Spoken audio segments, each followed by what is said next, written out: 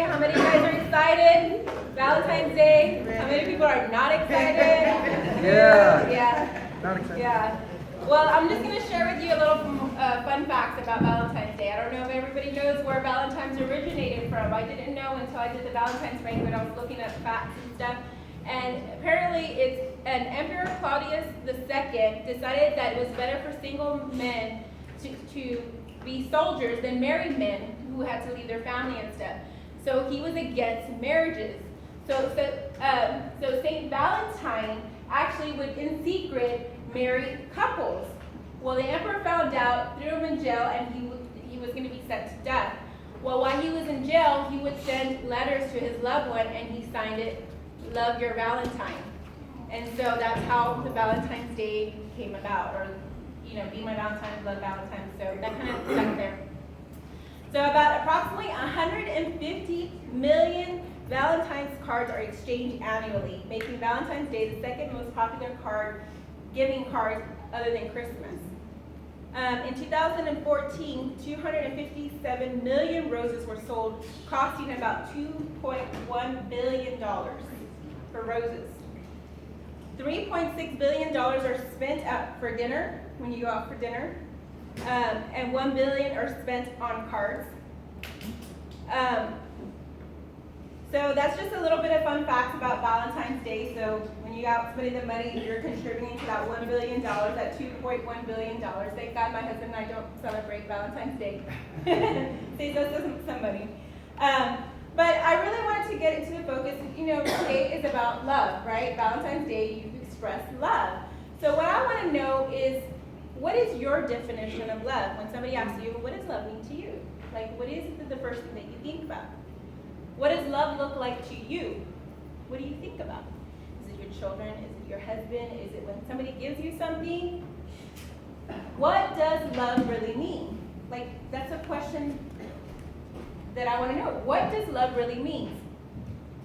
Is it when somebody cares about you, they give you stuff? They give you flowers, they give you cards, they give you jewelry. Is it when somebody spends time with you? Just taking some time out and just saying, hey, just be here with me. Or is it when your husband cooks and cleans for you and you don't have to do it? You come home from a long day of work and it's already done. Does that make you feel like love? Is that love to you? For those of you who are married,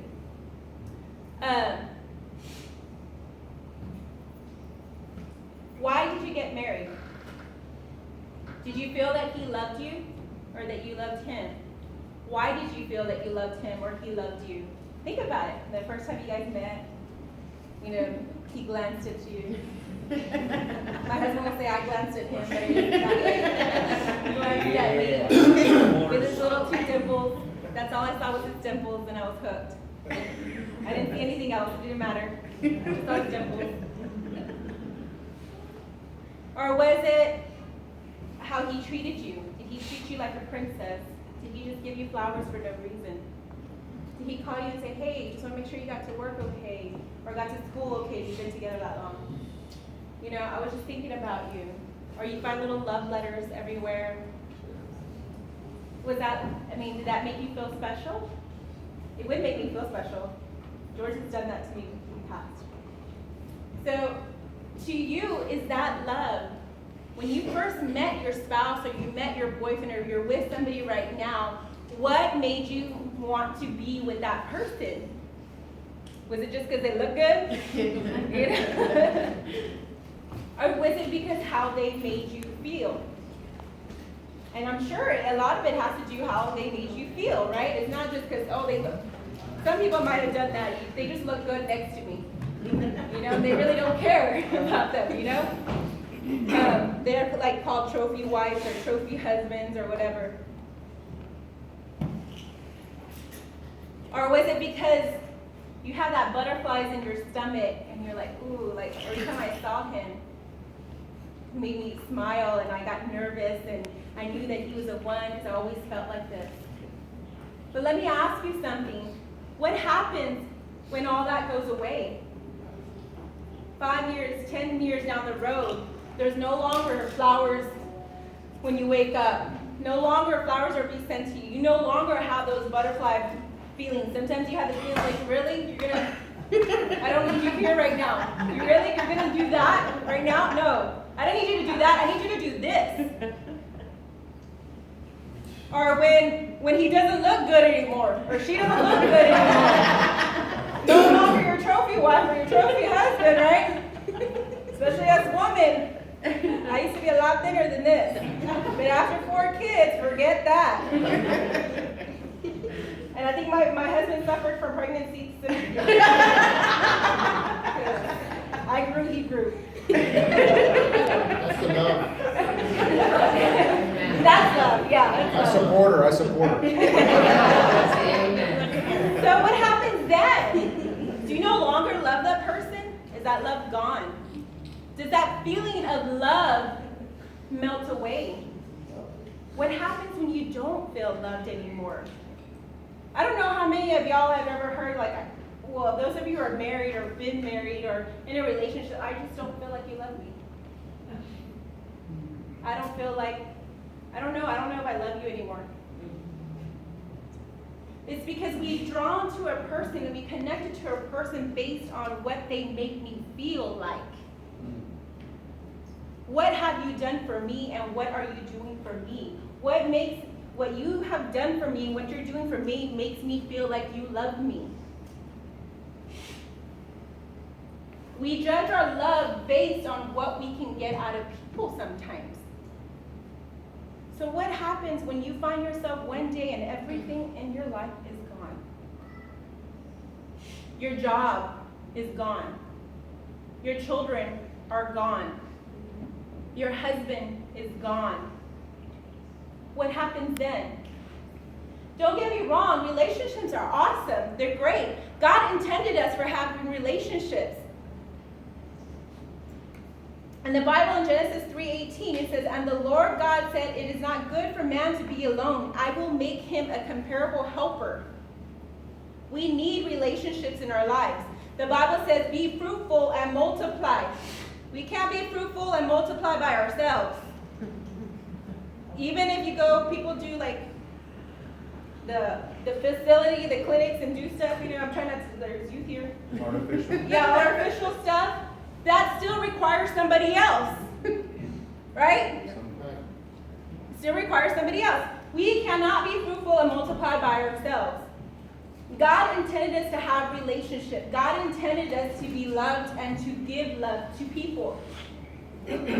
John 13:34-35 says, "And a new commandment I give to you, that you love one another, just as I loved you, also are to love one another. By this all people will know that you are my disciples, if you have love for one another." We are created to love. We are created to be loved. So I'm not against relationships, obviously, because I'm married. I'm not against relationships. I'm not against having love for somebody or being in love with somebody or feeling the emotion of love. The definition of love not in the Bible, but in the dictionary says a deep feeling of emotion. It's an emotion that we have. John 15:9-15 says, "As the Father has loved us, so have I loved you. Now remain in me. If you keep my commands, you will remain in my love, just as I kept my Father's commands and remain in his love. I have told you this so that my joy may be in you and that your joy may be complete. My command is to love each other as I loved you. Greater love has no one than this, to lay down one's life for one's friends. You are my friends if you do what I have commanded. I no longer call you servants, because a servant doesn't know his master's business. Instead, I have called you friends, for everything I learned from my Father I have made known to you." Jesus talking to his disciples. We are to love one another. We are to give love to each other and to get love from each other. So what am I talking about here? The love of this world should not be what sustains us. Because what happens, what I was saying, if everything is all taken away from you, everything is taken away. You no longer have your job, you no longer have your car, you no longer have your house, you no longer have your children, you no longer have your spouse or your girlfriend or your boyfriend or whatever, those things that motivate you and drive you and push you to live. When all that's going to be taken away, what are you going to be left with? And so, what I want to do is I want to go back to the basics and to the foundations, or as Sister Sylvia would say, back to the fundamentals. It's John 3:16. It says, "For God so loved the world that he gave his one and only Son, that whoever believes in him shall not perish but have eternal life." Do you really understand what that means? Do you really comprehend what that means? Because if you do, that is what's going to sustain you the moment your life gets shooken up.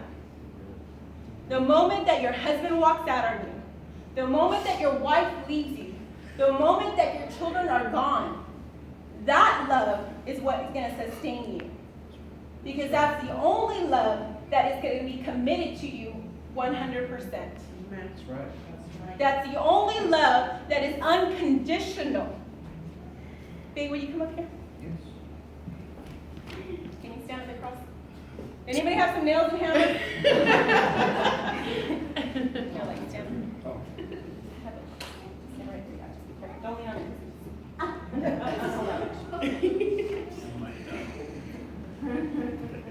Matthew 27 through 31 says, "Then the soldiers of Pilate took Jesus into a large room, and a big group of soldiers gathered around him. They took off his clothes and put on a purple coat on him. They put a crown of thorns on his head. They put a stick in his right hand. They got on his knees before him and made fun of him. They said, 'Hello, King of Jews.' They spit on him. They took a stick and hit him on the head. After they had made fun of him, they took the coat off and put his own clothes on them and then led him away to nail him on the cross." So imagine this. Your son, those of you who are children, your son gets taken and is beaten, and I meant to give the camera the story, and shoved a crown of thorns on his head into his skull. And they're not soft thorns. You know, if you ever gotten poked by a rose bush or anything like that, they're not, that hurts. Can you imagine getting a crown of thorns and just being shoved on the head and stood in front of everybody, being mocked and ridiculed? How would you feel if that was you? Standing there and knowing that you were perfect and didn't do anything wrong. So what they did is they took him to the cross and they hung him and they nailed him. Not these little itty bitty nails, big thick nails, and just hammered him, both his hands and his feet, into the cross. This right here is what love looks like. It's not the things that you can buy at the store. It's not the thing that says, "I love you." This is what it looks like. This is the definition of love right here. I was listening to a preaching not too long ago, and man, he hit it on the head. He said that Jesus died for our name so we can live in his. That's right. So whatever that you So whatever it is that you're going through, whatever that you've been through, he's loved you. He loved you from the beginning. Right. He loved you when you were doing drugs. He loved you when you were drinking alcohol and getting drunk. He loved you when you were cheating on your spouse. He loved you when you were beating on your children. He loved you when you were doing everything that you were not supposed to be doing. He loved you when you were stealing. He even loved you when you denied his existence. That's right. He still loved you. And when you're saying, "Well, Sister Rose, I've never done any of those things." What if you were like Peter? You once served him, but then you denied him. He loved you then. He loved you then. You once were up here, but now something happened in your life and you went the other way. God still loved you. He was with you. Even then, he said, "I am here for you." He loves you enough to say, come back to me, and I still love you. That's right. His arms are wide open for you to come in, and he's going to embrace you, and he's going to take you in, and he's going to tell you, it's okay, I have forgiven you. That's right. The hardest thing for us, and I've experienced myself, is forgiveness for ourselves. We push God away because we're afraid that he's not going to forgive us or what he's going to know what we've done. I'll tell you right now, God already knows what we've done. That's right. God knows who we are. God knows who we're going to become. It's us that needs to accept it. It's us that needs to understand what he did for us on the cross. He died for us. He had no sin, no shame, no nothing, but he died for me. He died for you. And there's nothing that we could have done or that we can do to make his love go away. That's right. Unlike our spouses and our friends, their love can go away. That's right. That's why I say that love cannot sustain you, because if it does, you'll find yourself in depression. You'll find yourself in worry and stress. God has been with you the moment that you found yourself as a single mom. God has been with you the moment that you said, how am I going to pay these bills because you lost your job? God is with you, and he's always going to be with you. That is the most greatest love that you will ever experience. But the only way that you can experience is if you understand it, and then if you seek it. The Bible says if you seek me, you will find me. You have to search for it, and you have to go to it, because God is there. It's not like the boyfriends and girlfriends that you're chasing them and they're playing hard to get and stuff. Like, no, I don't like you. But you're messing with him and you're picking on him and stuff. No, God says, I'm right here. Just come and look for me. I'm right here waiting for you. God is waiting for you to look for him. That is what love is. That is the fulfillment of love, and that is what we should be searching for. Jeremiah 1:5 says, before I formed you in your womb, I knew you. Before you were born, I sanctified you. I ordained you for a prophet to the nations. God created who you are.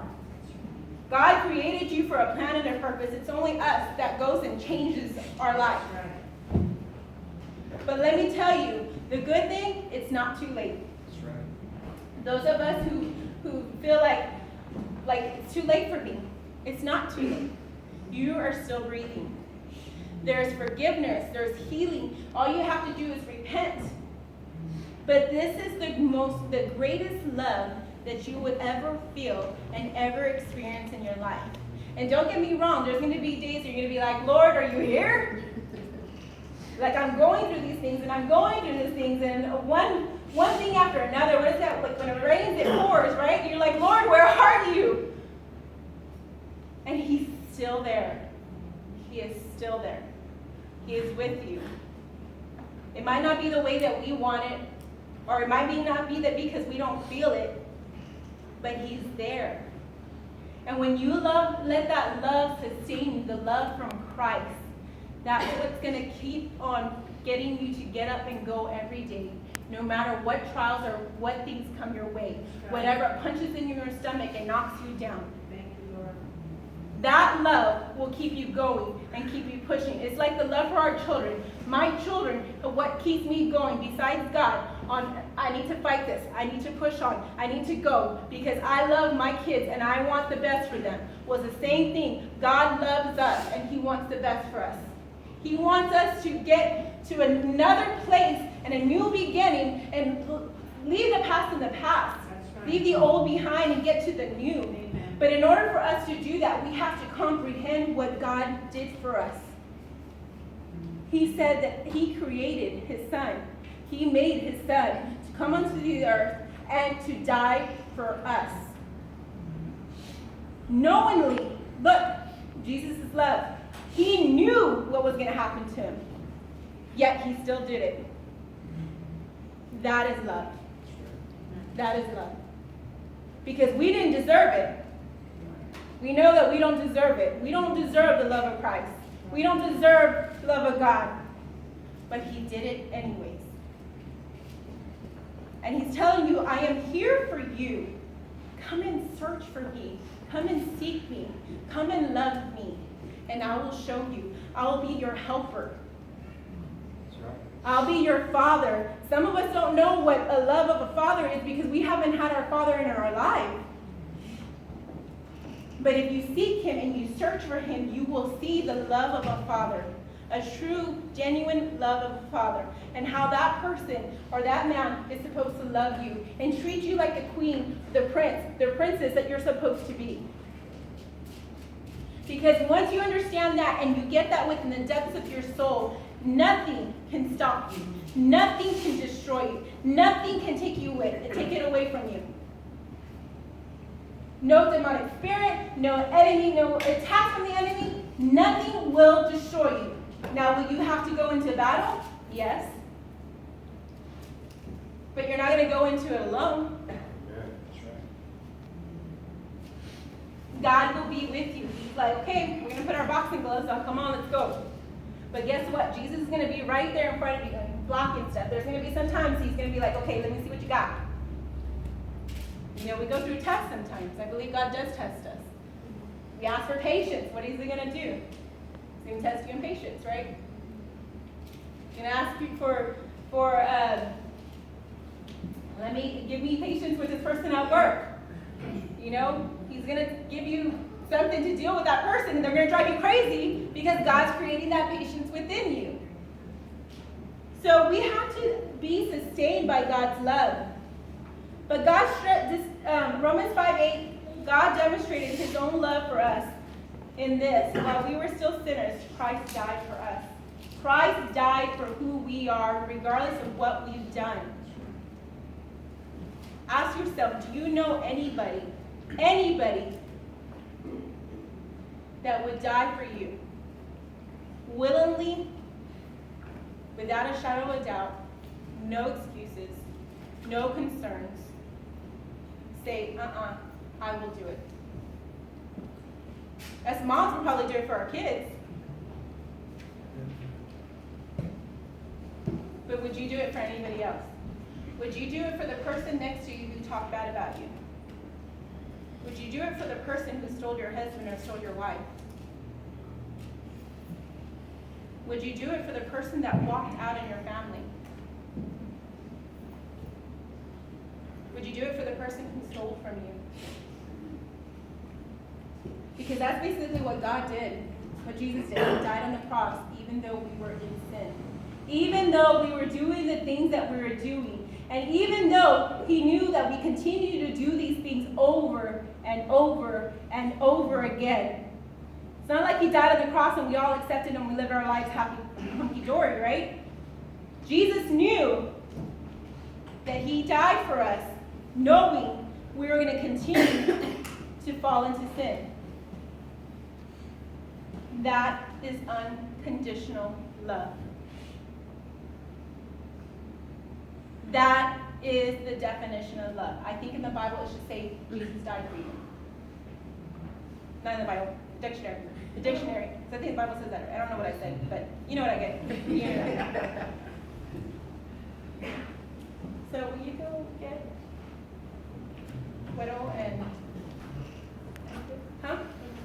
go get Widow. Y'all can set up for the. So I want you to think about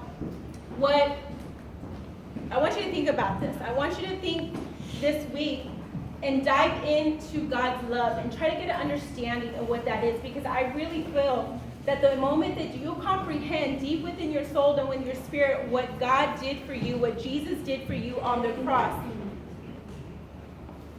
and then that's what's going to let you walk in this world in peace and enjoy and happiness.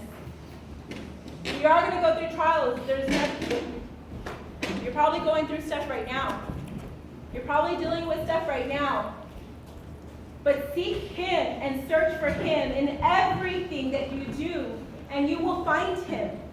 Ask and you shall receive. Ask him, Lord, I need your help. I cannot do it without you. I'm alone and I'm broken and I'm hurting right now, and I can't do it without you. I need you here with me right now. I can't fight this fight by myself. He will be there. He is your rescuer. He is your healer in your sickness. Those who are dealing with diseases and sickness, He is there with you. He might not have healed you yet, but there's a purpose and a reason why He hasn't done it. That's right. And we have to know that. And the reason why we're going to be able to live with that illness and that sickness is because we understand God's love.